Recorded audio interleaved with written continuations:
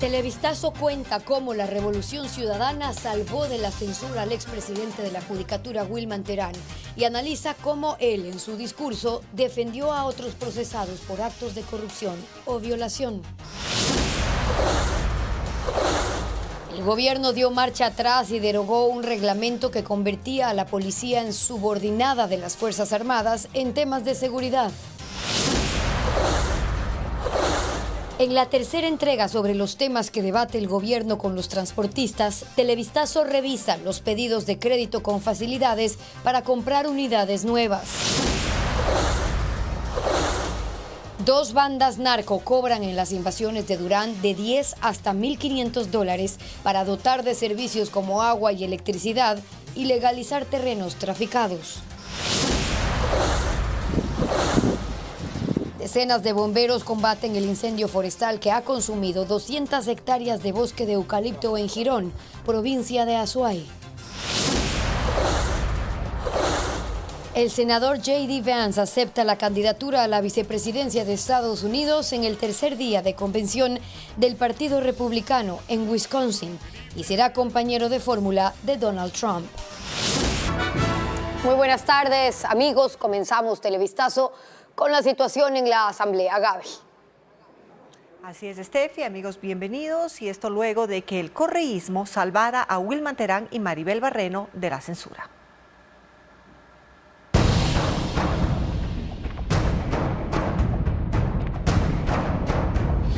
Terán, con votos nada importa.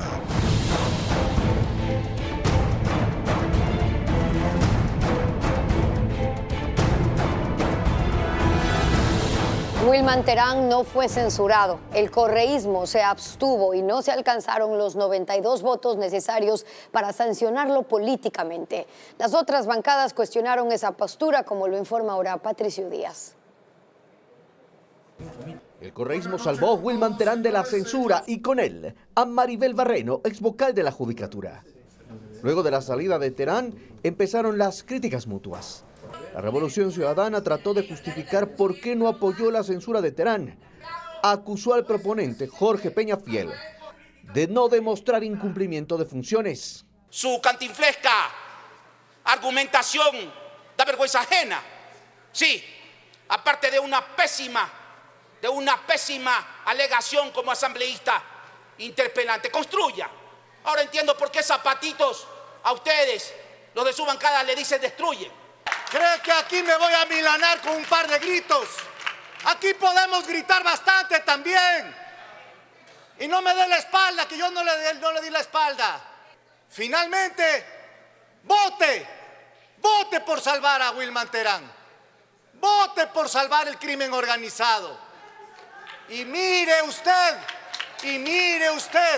¿qué va a responder la ciudadanía? Las bancadas no aceptaron las justificaciones del correísmo y cuestionaron su apoyo a Terán. Les recordaron los problemas en la administración de justicia y los procesos judiciales que hoy mantienen a Terán preso en La Roca.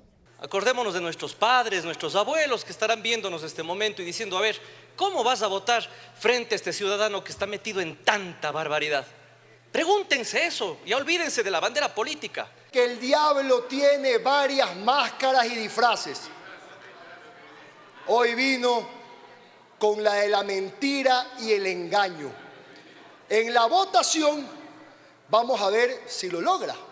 Pero también en la votación vamos a ver quiénes son cómplices de la corrupción y quienes defienden al pueblo ecuatoriano contra la misma.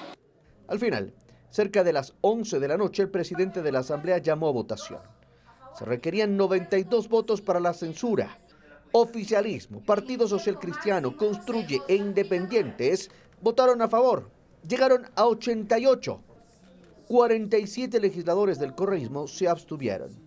Y así, tanto Terán como Barreno no tendrán sanción política. 3 horas y media usó Wilman Terán para su defensa y réplica en el juicio político. Justificó su actuación como titular de la Judicatura. Además, intentó demostrar que se puede transicionar entre el derecho, la astronomía, la metafísica y la confesión de delitos sin necesidad de buen uso del lenguaje. 2 veces intervino el expresidente del Consejo de la Judicatura, Wilman Terán, durante su juicio político. La primera duró 2 horas y media, la segunda 1 hora más. Tiempo en el que hizo gala de su capacidad para combinar, por ejemplo, la astrofísica y la virtud. Ante la luminosidad de la verdad, la sombra no existe. Y como no existe la sombra, simplemente el que se oculta tras los pretextos y habla mal de otra persona es porque carece de los recursos necesarios de la verdad. La verdad no es un meteorito que se consume a sí mismo. La verdad es un sólido astro, como el sol que día a día ilumina nuestra patria. Fue para Terán un espacio en el que, sin acompañamiento de pruebas, decía que había cedido a presiones para sentenciar al expresidente Rafael Correa. ¿Cómo me arrepiento de haberme dejado llevar por esas influencias? ¿Cómo me arrepiento de haberme dejado incidir? A ratos, él, que repetía ser un hombre de lecturas, trastabillaba con el idioma, con las estructuras gramaticales formales. Y por eso yo puedo mostrar esto, porque es mío, mi personal, de mi intimidad. A ratos parecía que entraba en trance. Era cuando su discurso apelaba a un mesianismo en el que el Mesías, obviamente, era él. Estoy solo y estoy enfrentando. No temo, aunque cruce por valles de muertes, aunque cruce en medio de leones, que son lagartijas frente al paso luminoso de la verdad. Pero Terán se desdoblaba, y un rato era Mesías y otro rato era el diablo, como es más conocido entre autores confesos de delincuencia organizada. Y cuando de pronto Dios se dio cuenta, mandó a su ángel de luz sobre la tierra, y los demonios al verlo se asustaron, salieron corriendo, huyeron y gritaron: es el diablo. Es el diablo, tildaron al ángel de luz que los puede exterminar. Entre otras cosas, Terán reconoció que tuvo aspiraciones presidenciales y dejó claro que sabe de su histrionismo y cree que en él es un talento. ¿Qué? ¿Ser histriónico es malo? ¿O ser histriónico es reflejar desde la profundidad del alma el concepto de la palabra a través del gesto y el ritmo? Se dijo creyente en poderes que lo acompañan y lo protegen. Yo no les tengo miedo a lo que me puedan hacer, porque todavía creo que hay almas humanas que me pueden proteger. Y ayer mismo se le aparecieron 47 almitas. La postura correísta en el juicio político a Terán y la ex vocal de la Judicatura, Maribel Barreno, responde a intereses políticos. Quieren llevar a juicio político a la fiscal Diana Salazar y declarar a Rafael Correa un perseguido político.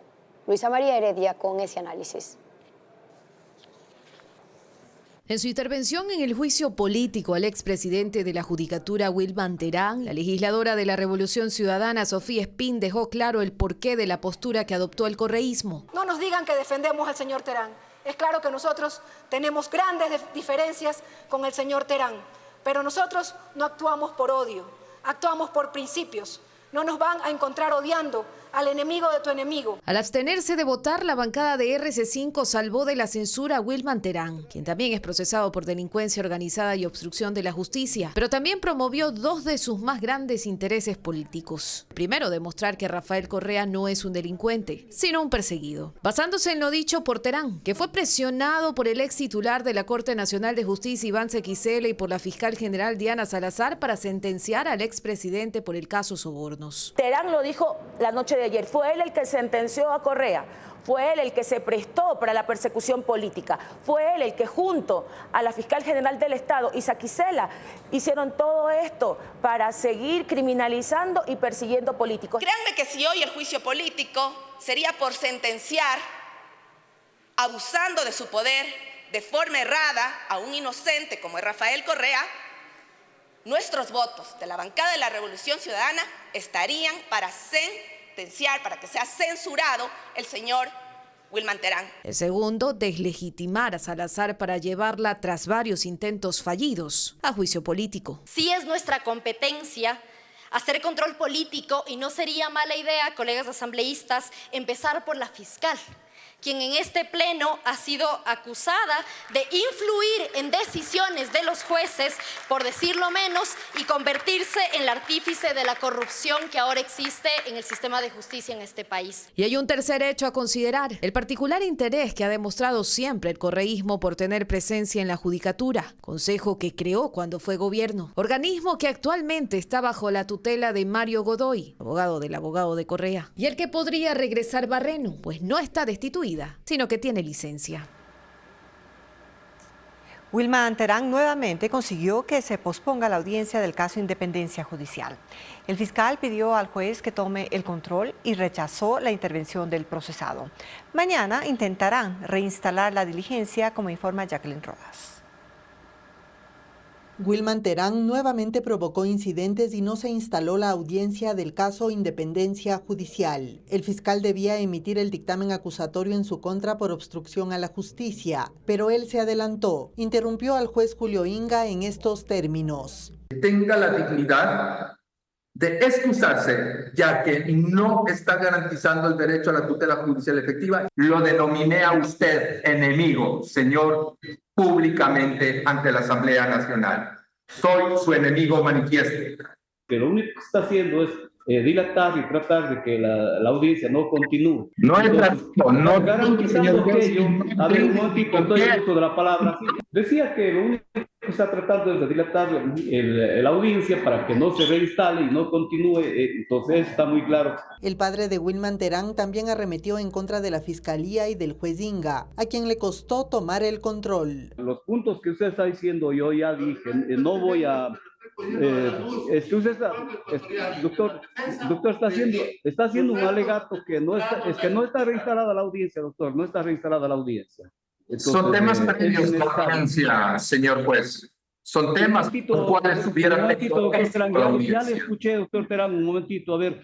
El fiscal general subrogante Wilson Toainga protestó. Es nada menos que una burla y una ofensa al sistema de administración de justicia.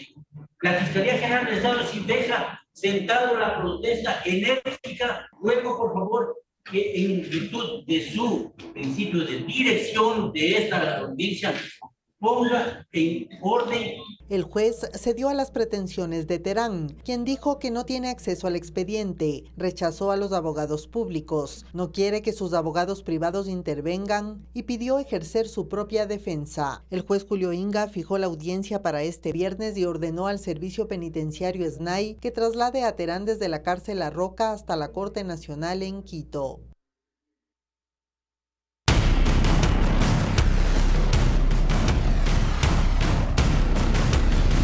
Republicanos en su cuarto de hora.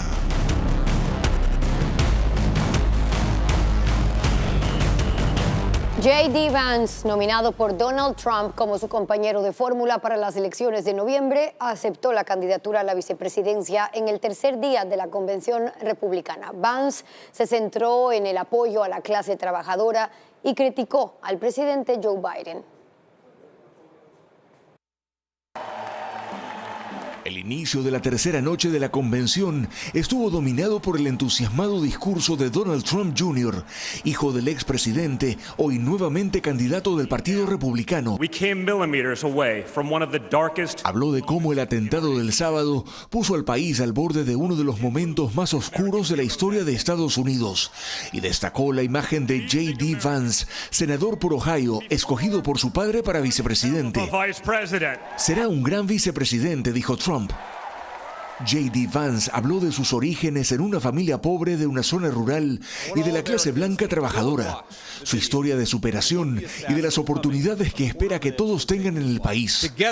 Mención especial a ciudadanos de Michigan, Pensilvania y Wisconsin, este último donde se realiza la convención, pero no fue coincidencia, pues son 3 estados que en el 2020 votaron por Joe Biden y que de cambiar de rumbo esta vez pueden definir la presidencia a favor de los republicanos.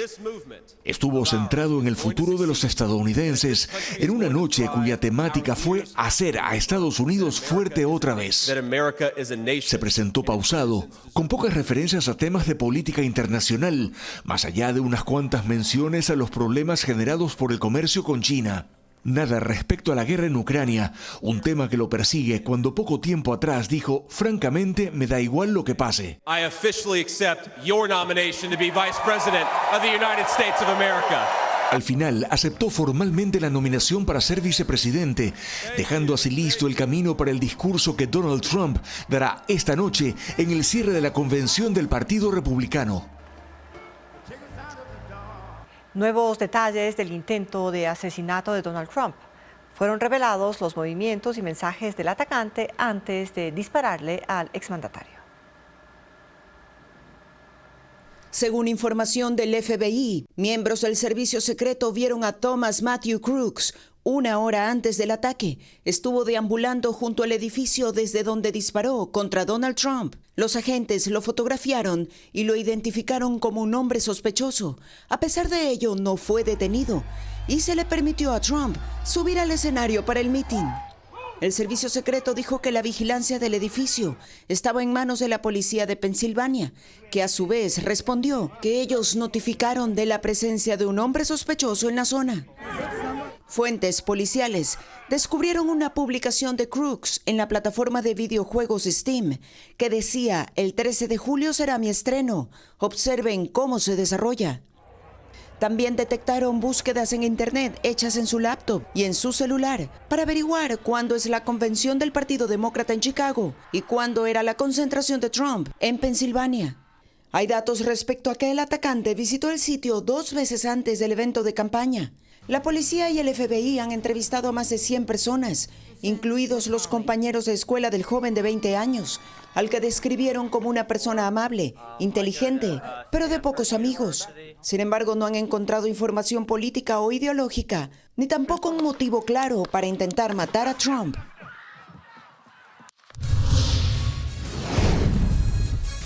$5,000 deben pagar las familias a las bandas criminales para vivir en las zonas de invasión de Durán. Les tendremos los detalles en pocos minutos.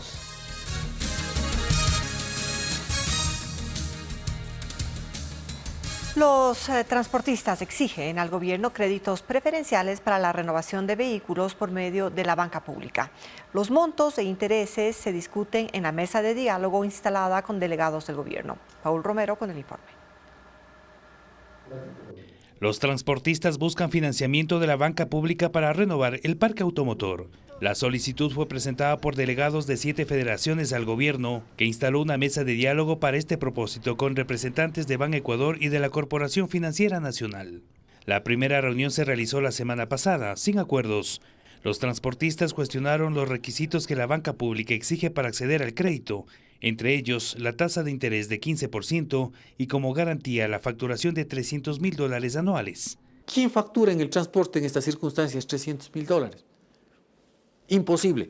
Le dijimos, no, señor. Esta mesa sigue si es que ustedes nos presentan un producto.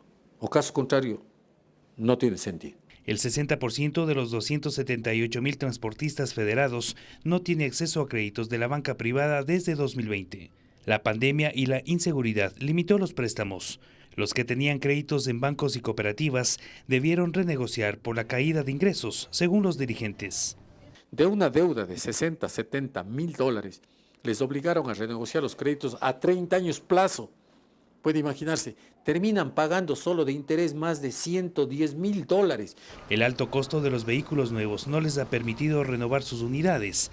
El promedio de un bus interprovincial es de $200,000, un bus de servicio urbano $100,000, tractocamión $150,000, camioneta $40,000, taxi $25,000. Este miércoles el gobierno suspendió la segunda reunión de la mesa de crédito en la que debía presentar el plan de financiamiento, montos, requisitos, tasa de interés, facturación. Pero ya hay muchos de estos créditos que ya se encuentran en el mercado a través de Ban Ecuador. Simplemente tenemos que reforzar lo que ya existe y presentar una nueva cartera de productos que sea mejor pensada para las necesidades del sector transportista. La mesa se reinstalará la próxima semana. 2/3 de los generadores de Termoesmeraldas están en mantenimiento y reparación. El plan es que entreguen toda su capacidad en septiembre y octubre, cuando empiece el nuevo estiaje. Francisco Garcés constató los trabajos, nos cuenta. La termoeléctrica Esmeraldas 2 tiene 12 motores. 8 están parados para mantenimientos y reparación. 2 de ellos requieren reparaciones mayores, cambiar pistones, bombas de inyección, sellos y otros componentes. Es un trabajo que debe hacerse una vez al año para garantizar el funcionamiento seguro de estas máquinas y los generadores eléctricos que mueven. Esmeraldas 2 es parte del complejo de generación de Termoesmeraldas y solo esta sección puede producir 96 megavatios de los 218 que produce la planta. Es clave para mantener el abastecimiento de electricidad en Esmeraldas y parte de la costa. El mantenimiento se hace en estos meses aprovechando que las hidroeléctricas entregan la mayor cantidad de energía al país. La crisis de generación obligó a adelantar este trabajo que debía concluir el próximo año. Muchos de estos procesos tienen un tiempo de entrega que bordea los 420 días. Estamos en realidad un poco apretados ya, pero en realidad todo esto de que lo traiga por avión, de que haya hecho reuniones con fábrica y que nos logre entregar con mucho tiempo de anterioridad han sido gestiones internas, porque en realidad estos repuestos tendrían que haber llegado el siguiente año. La mayoría de las piezas ya están en la bodega de la central y los trabajadores desarman los otros motores para intervenirlos. Revisarán mangueras, sistemas de inyección y enfriamiento y comprobar el funcionamiento de los generadores eléctricos. Estamos trabajando con los cronogramas de mantenimiento que ya han sido previamente reportados tanto a Matriz como al SENACE y prácticamente pues estamos a tiempo con estas labores para lo que es el estiaje que se nos viene. El objetivo es que 10 de los motores estén en óptimas condiciones para septiembre, cuando se prevé la llegada de la época seca y se requiera la electricidad de las termoeléctricas. Los otros 2 motores en reparación deben estar listos en octubre para que, según el plan de SELEC, esa central funcione al 100% de su capacidad. El presidente Daniel Noboa eliminó del reglamento de la Ley de Defensa que la policía se subordine a las Fuerzas Armadas en estados de excepción. Sin embargo, los artículos siguen constando en la ley, como informa Fabiola Santana. El presidente Daniel Noboa reculó, eliminó del reglamento de la Ley de Defensa Nacional 2 artículos que ordenaban la subordinación de la policía a las Fuerzas Armadas. El 24, que decía que la Policía Nacional constituye fuerza auxiliar de las Fuerzas Armadas en estado de excepción o de emergencia, y el 25, que señalaba que la policía se subordinará al Comando Conjunto de las Fuerzas Armadas en forma total o parcial de acuerdo a la ley. Esos 2 artículos se habían incluido en el reglamento emitido la semana pasada por Daniel Noboa en reemplazo al del 2019 y en respuesta a las reformas del año pasado a la Ley de Defensa Nacional. Pero frente a las críticas, ayer el presidente emitió un nuevo decreto en el que los eliminó. Sin embargo, en la Ley de Defensa, la policía sigue como subordinada de las Fuerzas Armadas y de eso está consciente el gobierno. La Policía Nacional es, por decisión constitucional y legal, la fuerza auxiliar a las Fuerzas Armadas, y las Fuerzas Armadas son una fuerza auxiliar complementaria. Lo que sucede es que habría que revisar no un reglamento, sino a larga data toda una legislación.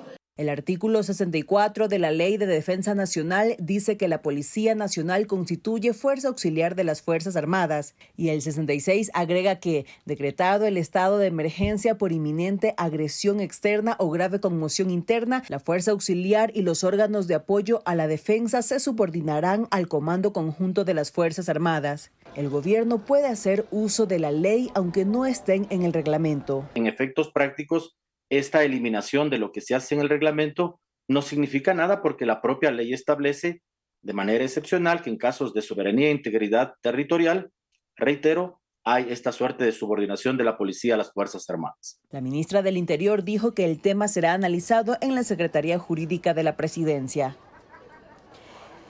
En la Brigada 19 Napo de Orellana fueron detenidos los 4 oficiales del ejército investigados por el femicidio de la subteniente Pamela Atti en ese cuartel militar. Ellos fueron trasladados a la zona de aseguramiento temporal en el Coca, mientras la jueza del caso, Mireya Torres, por orden de un tribunal superior, legalizaba la detención. Su traslado empezó pasado el mediodía por vía terrestre hacia Quito para ser recluidos en la cárcel 4.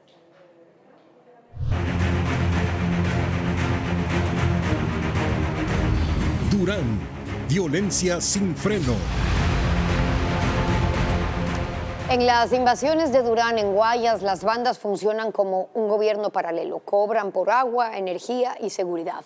Estas zonas irregulares no están delimitadas, lo que dificulta la lucha para erradicarlas. Merlin Ochoa con esos datos. Los dos grupos narcocriminales que operan en Durán, Guayas, extendieron su economía ilegal con el tráfico de tierras desde hace más de 10 años.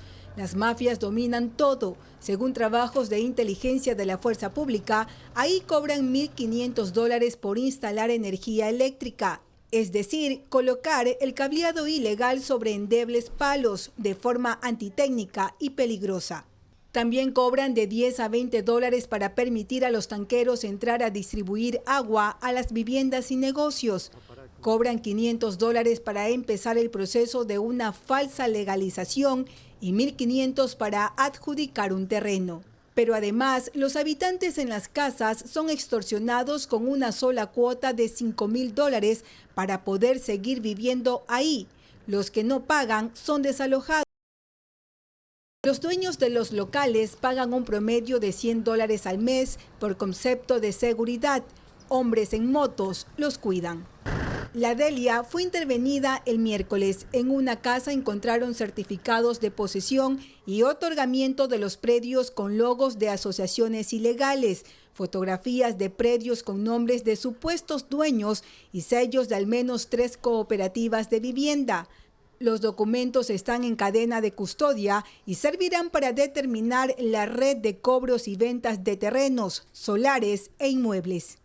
La finca La Delia es considerada como una de las 16 zonas calientes, pero no por las muertes violentas, sino porque es usada como guarida. Motocicletas que realizan asaltos de diferentes otros delitos que luego de cometer dichos delitos pues ingresan a este sector. Como usted puede ver, pues son avenidas, son calles que no son pavimentadas, de difícil acceso para los vehículos. La falta de servicios públicos es evidente, pero ¿cuántas invasiones hay en Durán? Darle ese dato preciso, mire, yo he sido muy crítico del mismo censo. El censo dice que son 310.000 habitantes y nosotros estimamos que son muchísimos más. Entonces no sería un dato preciso como tal, ¿no? El gobierno nacional tampoco tiene la información real. En el operativo del miércoles, 258 familias fueron notificadas por no justificar la posesión de sus viviendas. La intervención policial y militar de ayer en Durán muestra la desconexión entre el gobierno central y la autoridad local. El gobierno llegó con tanquetas mientras el alcalde se enteraba por televisión. No se puede decir que la discreción sea una virtud gubernamental. El ingreso a Durán fue apoteósico, con tanquetas, policías, militares, ministros y al mando un presidente explicando el porqué. El viejo Ecuador quiere que Durán siga siendo una sede del narcotráfico, perpetuando ciclos de violencia y desesperanza. Pero nosotros no vamos a permitir que sigan jugando con la vida de los habitantes de Durán. Lo que llamó la atención es que en medio del despliegue para salvar a Durán estaban todos menos uno.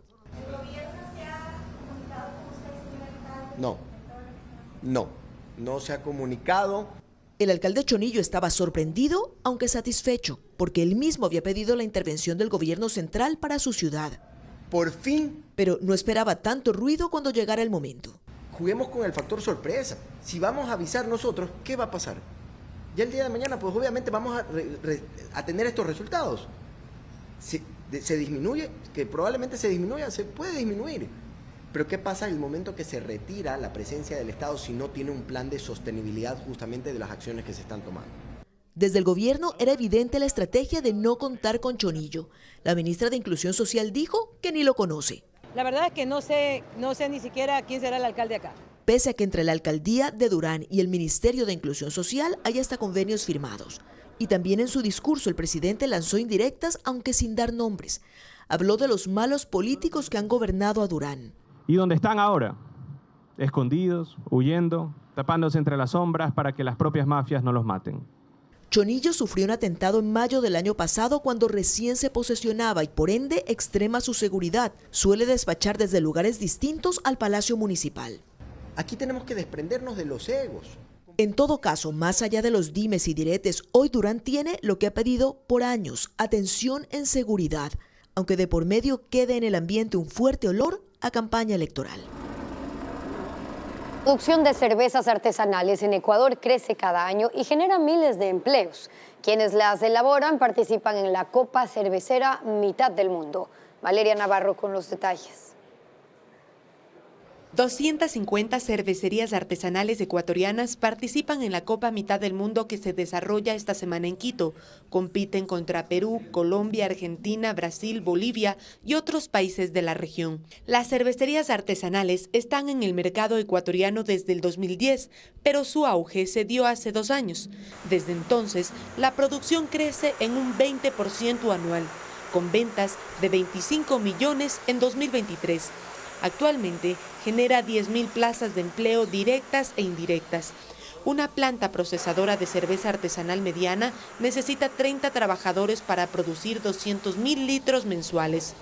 Las cervezas artesanales se distribuyen a micro y supermercados. Su costo va desde los $3.50. En 4 provincias se concentra la demanda de este producto: Pichincha con el 32%, Guayas y Azuay con el 13% y Loja con el 10%. Eso según un estudio de la Asociación de Cervecerías Artesanales en Ecuador. Que es muy apasionante porque puedes ir desarrollando los sabores, las consistencias en función de los gustos que tienes como tal. Y eso es lo que ha generado que haya un auge de la cervecería artesanal en los últimos años. Las cervecerías artesanales generan otro giro de negocio: los gastropubs. Son restaurantes bar que venden solo este tipo de bebida. Una cervecería mediana distribuye su producto a 400 gastropubs. Estos locales comercializan varias marcas, incluyendo la de cerveceros aficionados. En cada gastropub hay al menos 30 trabajadores, 10 a tiempo completo y 20 a medio tiempo. Justamente nosotros vemos a la cerveza como un producto gastronómico, entonces algo que de hecho puede elevar el nivel turístico a nivel del país. Las cervecerías y gastropubs participarán este sábado en la final de la Copa Mitad del Mundo 2024.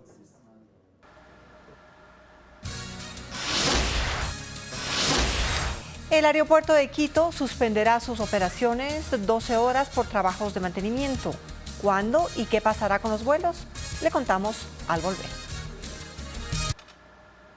El Ministerio de Educación abrió la matriculación para la modalidad semipresencial de jóvenes y adultos mayores que no hayan concluido su escolaridad. Se extenderá hasta el 23 de agosto. Adriana Bermeo explica este y otros servicios. Las personas de la tercera edad pueden acceder a la devolución automática del IVA. Básicamente consiste en que no se cobre el impuesto al hacer la compra. Este beneficio aplica en establecimientos autorizados, 4 cadenas de supermercados y 2 de farmacias. Para obtener la devolución automática, el contribuyente debe tener usuario y contraseña para acceder al portal web SRI en línea. En el menú Devolución IVA a adultos mayores, descarga este formulario y una vez lleno lo entrega en cualquier agencia del SRI. Tras cumplir el trámite, el SRI le enviará un código. Es el número que deberá dictar al cajero cada vez que realice sus compras para que no se le cobre el IVA. El Ministerio de Educación abrió el periodo de matrículas para la modalidad semipresencial enfocada en jóvenes y adultos mayores que no hayan concluido su escolaridad. Las inscripciones se llevarán a cabo desde el 22 de julio hasta el 23 de agosto, la fase de preparación del 19 al 30 de agosto y el inicio de clases el 2 de septiembre. Hay 2 modalidades, una intensiva en la que el año lectivo se aprueba en 5 meses y otra regular que dura 10 meses. El horario de estudio es de 18 hasta las 22 horas. El programa y los textos son gratuitos. En la página web juntos.educacion.gov.es encontrará la información sobre las instituciones que tienen esta oferta académica. Los interesados deben acercarse al distrito educativo más cercano para inscribirse. Este sábado, el Aeropuerto Internacional Mariscal Sucre de Quito suspenderá operaciones desde las 2 hasta las 12 horas debido a trabajos de mantenimiento en la pista. 34 vuelos nacionales e internacionales han sido reprogramados. Los pasajeros deben contactar con la aerolínea para consultar el horario de su pasaje.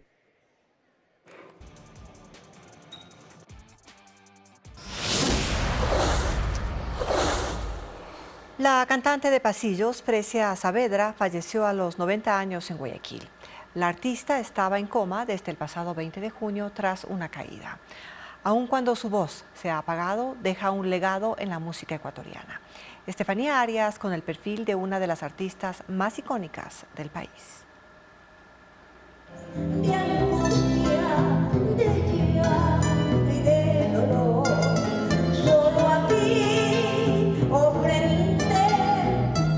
No en vano la apodaron la señora o reina del pasillo. Su voz era inconfundible. Fresia Saavedra fue uno de los mejores exponentes de la música ecuatoriana. Hoy, esa voz icónica se ha apagado a los 90 años.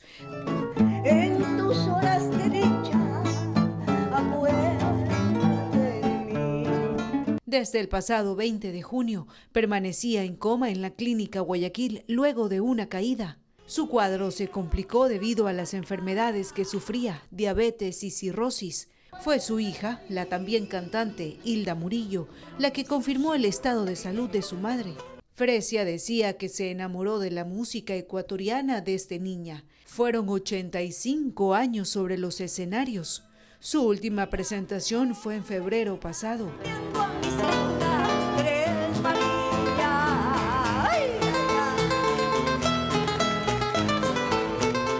Debutó en un programa infantil de radio a los 5 años. A los 12, su talento fue reconocido por el propietario de Radio Cóndor, Washington Murillo, que la contrató como cantante y con quien se casó años después.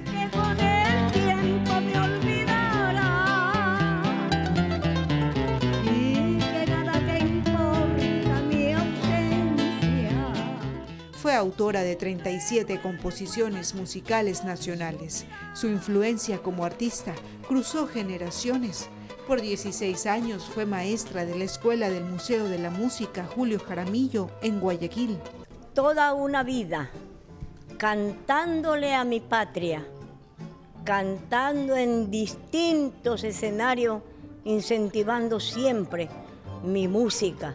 Un legado que no quedará en el olvido, porque su nombre y su voz serán siempre un referente de la música ecuatoriana.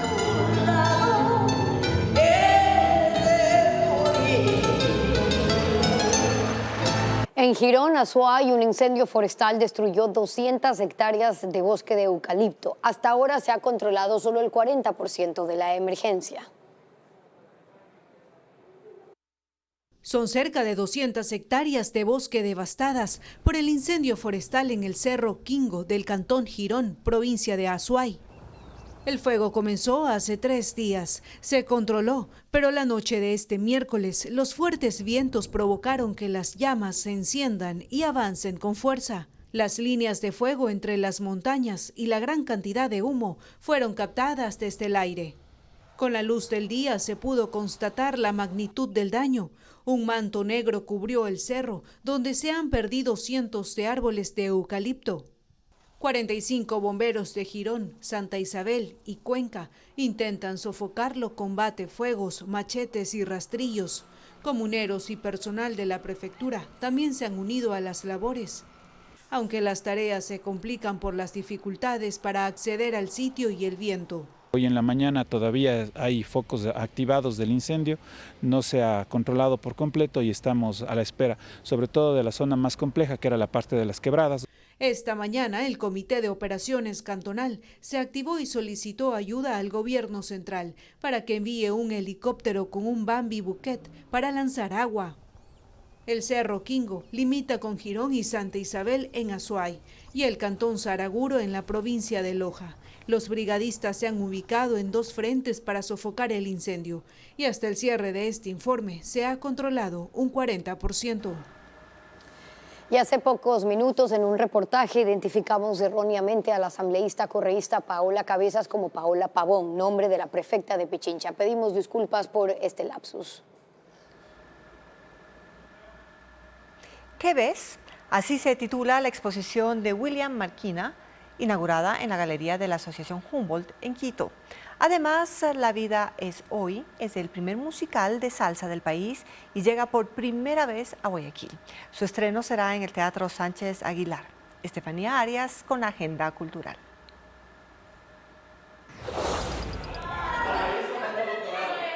La obra explora cómo las luchas del pasado resuenan en las mujeres de hoy, enfrentándose a las instituciones y prejuicios.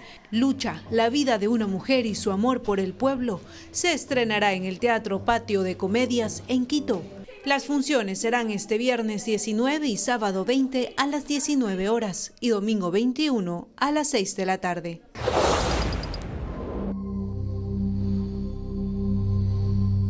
Una recopilación de obras realizadas entre los años de confinamiento 2019-2021 hasta inicios de 2024. ¿Qué ves? Es la exposición del artista William Marquina, que se inauguró en la Asociación Humboldt en Quito. Creaciones abstractas y piezas de carácter figurativo. La muestra gratuita estará abierta hasta el 10 de agosto, de lunes a viernes de 10 de la mañana a 7 de la noche y sábados de 10 de la mañana a 1 de la tarde.